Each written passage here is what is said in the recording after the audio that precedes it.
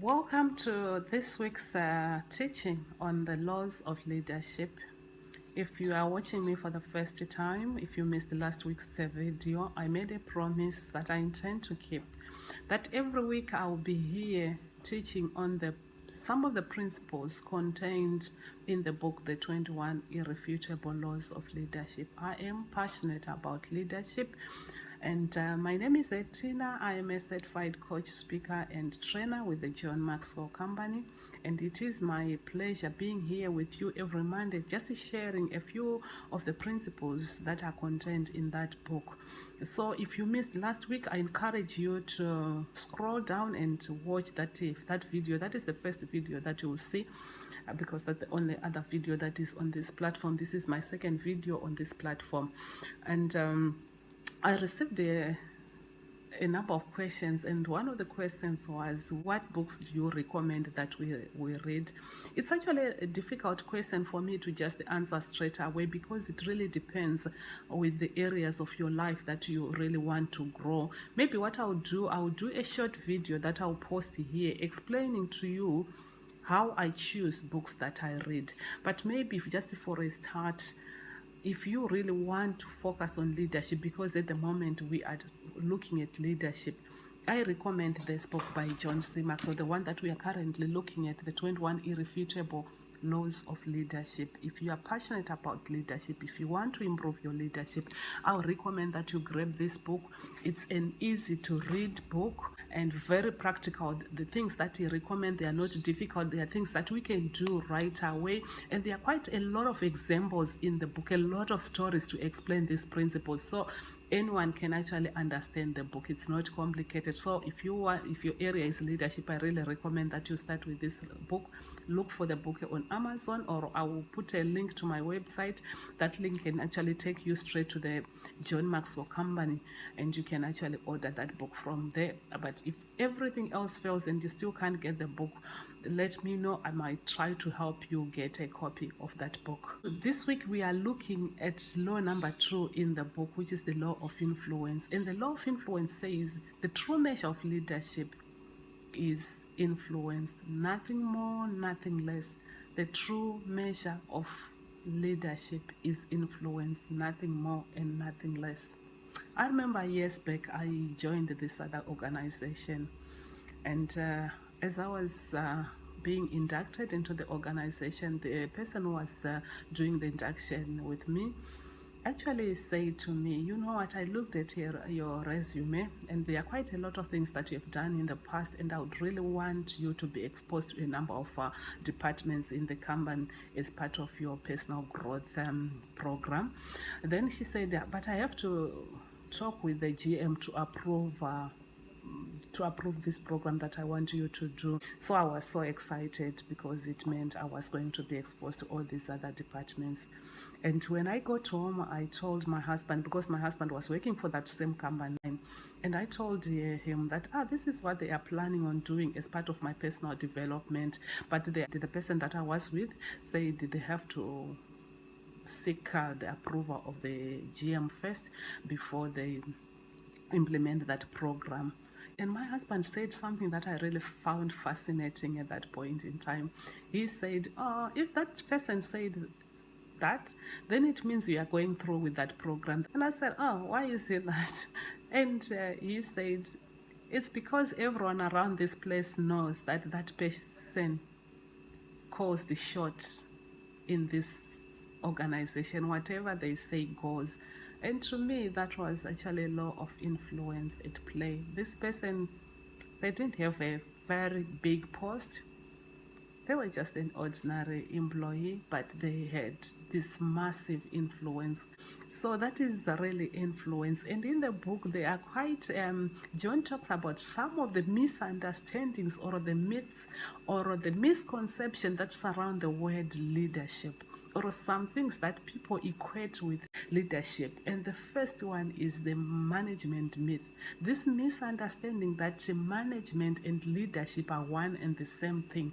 Let me try to maybe just break that down for you. When we are talking about leadership, we say leadership is that ability to influence people. that ability to get people to rally behind the vision that you have, to take people from point A to point B, and for people to willingly follow you. But when we are talking about management, it's more about maintaining systems and procedures. I actually briefly talked about that last week. Then the other myth that he talks about is the knowledge myth, that belief that anyone who is highly knowledgeable is a leader. And we often say knowledge is power. But you might be so intelligent, you might have a high IQ, but that doesn't make you a good leader. If you don't know how to work with people, if you don't know how to influence people, you are not a leader, even though you are highly intelligent.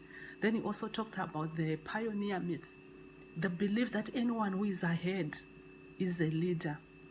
You might be in front of a crowd, but that doesn't make you a leader. You are just ahead of others. Then there is, he also talked about the entrepreneur myth, the belief that anyone who is in business, or anyone who has identified opportunities and are pursuing them, are leaders. Entrepreneurs, they are gifted at identifying opportunities and pursuing them, but that doesn't make them leaders. And that's the reason why most of those people eventually partner with others that are good with people, because they realize, I'm good at identifying opportunities, but I'm not very good when it comes to working with people. Then, so those are some of the myths, but I believe the greatest myth in the book that John talks about is the position myth. The belief that anyone in a position is a leader.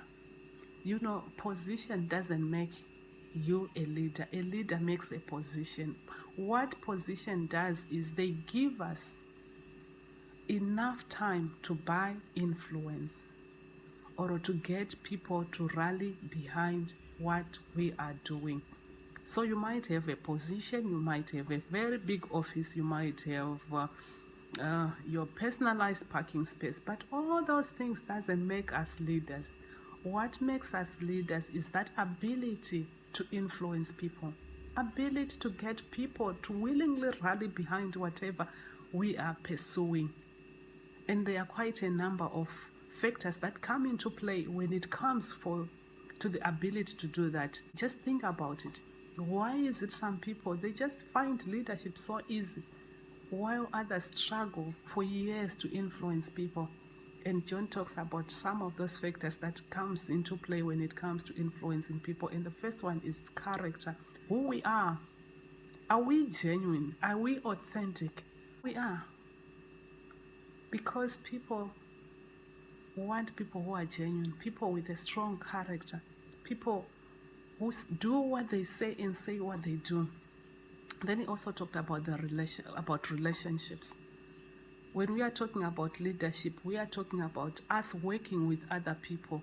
And for us to be able to work with people, we need to build relationships. Do you know the people that you work with or that you are leading? Do you know their story? Do you know their aspiration? Have you been intentional about relationship building, deliberate about spending time with your team members? Then you also talked about the knowledge, what we know. Because the other thing, you can't lead people if you don't know where you are going, if you don't know what is expected of you. That's why I said, understand the law of the lead. Read it, listen to it, and do whatever you can to lift your lead, because it's what we know that by the end of the day will help us influence people. Then he also talked about past success. Do you have a record of success? What is it that you have done in the past and achieved it? Your experience, your abilities. There are all these things that come into play when we look at how best we can influence people. That, in a nutshell, is the law of influence. If you can't influence people, then you are not a leader. You might have some leverage. Maybe you can withhold people's checks. That's not leadership. True leadership is when people willingly support what we are doing. People willingly support our vision. That's true leadership. For next week, I'm going to be talking about the law of process, because at times we tend to be discouraged when we see people who are so good at what they are doing, and we have this idea that maybe they were born like that. No one was born a leader. They take time to develop their leadership, and it's a process, and if you follow the process, you will be a good leader eventually. So keep an eye on this platform. I'll post it here, and till we meet again, my name is Etina Mlambo, and I'm a certified coach, speaker, and trainer with the John Maxwell, passionate about leadership and personal growth. And if by any chance you want to be part of our mastermind groups, send me an email at info@northcutservices.com. Below the video, I'll put our email address, or go to my website. The link, if you check on this platform, you'll find the link to my website. Send me an email, and I will be in touch with you. It's a pleasure being with you here today, and I'll looking forward to seeing you next week. Until we meet again, bye.